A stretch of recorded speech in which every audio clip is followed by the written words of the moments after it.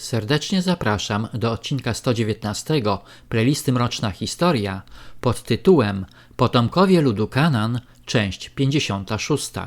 W poprzednim 118 odcinku opowiedziałem, co działo się z Izraelitami w Egipcie po śmierci Józefa i jego braci.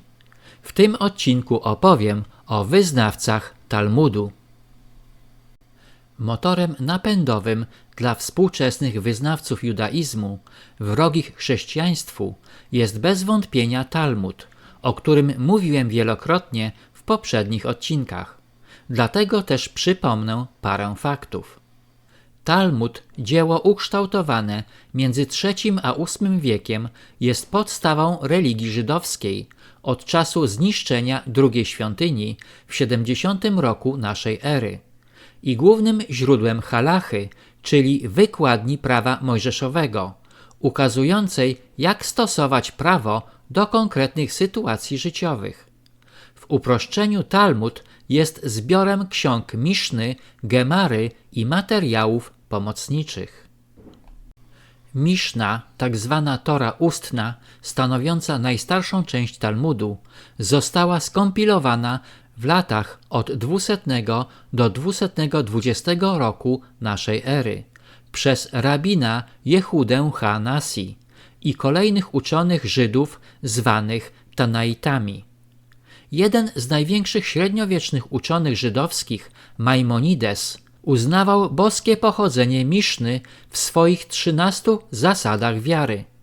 W Talmudzie znajduje się również Gemara, będąca zbiorem komentarzy i rozwinięć Miszny. W judaizmie rabinicznym powstały dwa Talmudy, czyli Talmud jerozolimski około roku 400 naszej ery i Talmud babiloński, skompilowany przez uczonych żydowskich w Mezopotamii 200 lat później. Oba Talmudy, zarówno jerozolimski, jak i babiloński, dotyczą kwestii zawartych w Misznie. Jednakże różnią się pomiędzy sobą. Według Charlesa Prestona, jednego z wydawców Encyklopedii Britannica, Talmud jerozolimski analizuje dowody i jest rozwinięciem Miszny.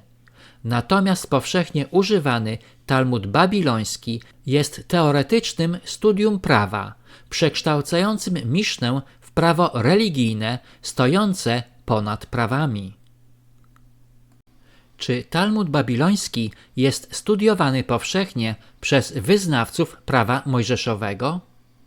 Otóż Talmud jest szeroko studiowany w jesziwie, w synagodze podczas kolel, czyli zaawansowanych studiów talmudycznych i literatury rabinicznej, oraz pomiędzy modlitwami i w domu. Rabin Eliyahu ben Shlomo Zalman, znany również jako Gaon z Wilna, był jednym z największych uczonych talmudycznych.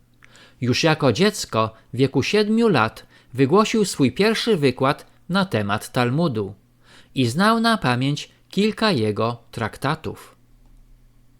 Talmud należy do filarów judaizmu, dlatego też studenci jesziwy spędzają wiele godzin dziennie na jego analizie. Kolejne pokolenia Żydów nieustannie się z niego uczyły z nadzieją, że przyszłe pokolenia zrobią to samo. Dla Żydów Talmud jest pomostem między Słowem Bożym a żydowską praktyką. Jest dla nich podstawą codziennego życia. Jesziwa jest rodzajem wyższej szkoły talmudycznej dla nieżonatych studentów. W szkole tej pobierają nauki chłopcy w wieku od 13 do 20 kilku lat. Absolwenci cheder-u lub szkoły zwanej Talmud Tora. Po ukończeniu jesziwy niektórzy studenci otrzymują smichę, uprawniającą do objęcia stanowiska rabina. W Talmudzie znajduje się zbiór debat rabinicznych o prawie żydowskim, zawierający m.in. wskazówki dotyczące prowadzenia działalności gospodarczej i sposobu inwestowania.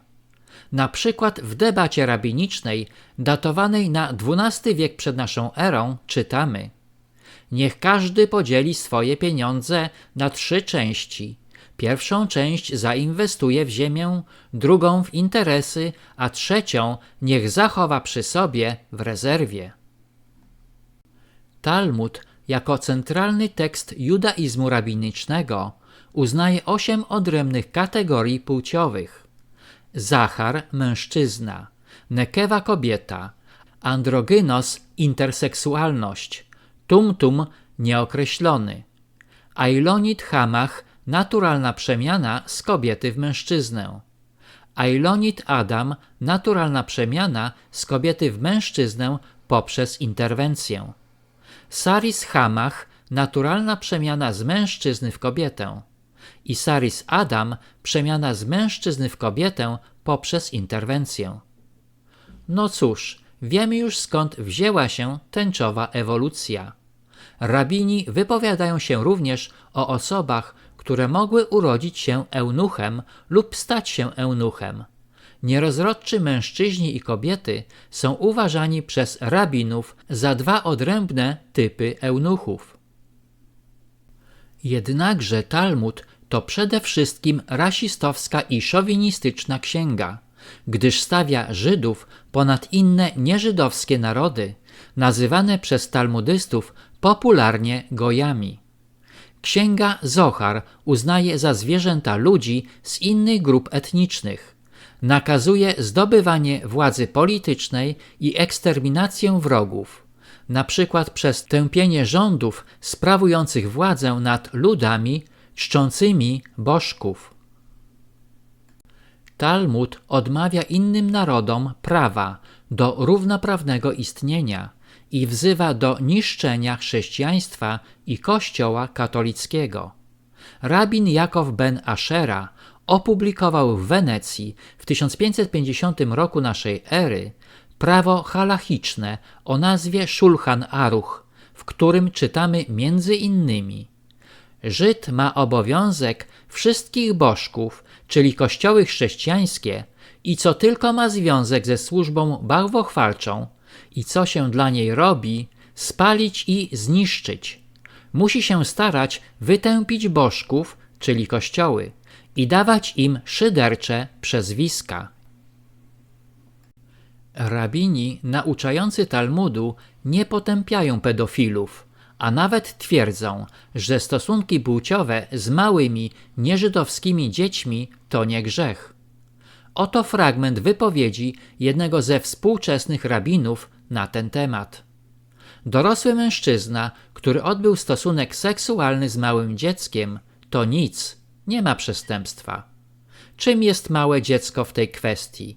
Dziecko w wieku poniżej 3 lat? Błona dziewicza malucha odrasta, a więc dorosły, który podchodzi seksualnie do malucha, to nic. Nie jest to uważane za stosunek płciowy, ponieważ miała niecałe 3 lata. To tak, jakby szturchnął ją palcem w oko. Wypowiedź rabina określa jednoznacznie, z jakiej inspiracji Ministerstwo Edukacji zamierza wprowadzić przedmiot seksualizacji dzieci szkolnych w naszym małym imperium pod szyldem rzekomej edukacji zdrowotnej. W Talmudzie zawarta jest ideologia segregacji etnicznej i nienawiści rasowej. Wszyscy ludzie, nie będący Żydami, uważani są za zwierzęta w ludzkich ciałach. W Midrasz Talpiot czytamy: Stworzył ich Bóg w kształcie ludzi na cześć Izraela. Nie są bowiem stworzeni akum w innym celu, jak dla służenia im Żydom dniem i nocą. I nie można im dać nigdy spoczynku od tej ich niewoli. Nie przystoi bowiem synowi króla Izraelicie, aby mu służyły zwierzęta we własnej postaci, lecz zwierzęta w postaci ludzkiej. Dlatego też bogaci Żydzi zatrudniali tak zwanych szabes gojów, czyli gojów szabatowych, do wykonywania niezbędnych czynności zakazanych wyznawcom judaizmu podczas szabatu. Do typowych obowiązków szabes goja należało na przykład ogrzanie pomieszczeń mieszkalnych, podgrzanie pożywienia czy zmiana świec w świeczniku. Szabę z gojami byli nie Żydzi, głównie chrześcijańscy sąsiedzi. Do współczesnych relacji pomiędzy Żydami a chrześcijanami powrócę w następnym odcinku. Serdecznie zapraszam do księgarni autorskiej Zamazane Obrazy, gdzie można nabyć e-booka Zamazane Obrazy Trylogia w wersji polskiej lub angielskiej. Link do księgarni znajduje się pod filmem. Proszę również pamiętać o polubieniach i komentarzach. Na tym zakończę odcinek 119, w którym opowiedziałem o talmudystach. Serdecznie zapraszam na odcinek 120 pod tytułem Potomkowie ludu Kanaan, część 57.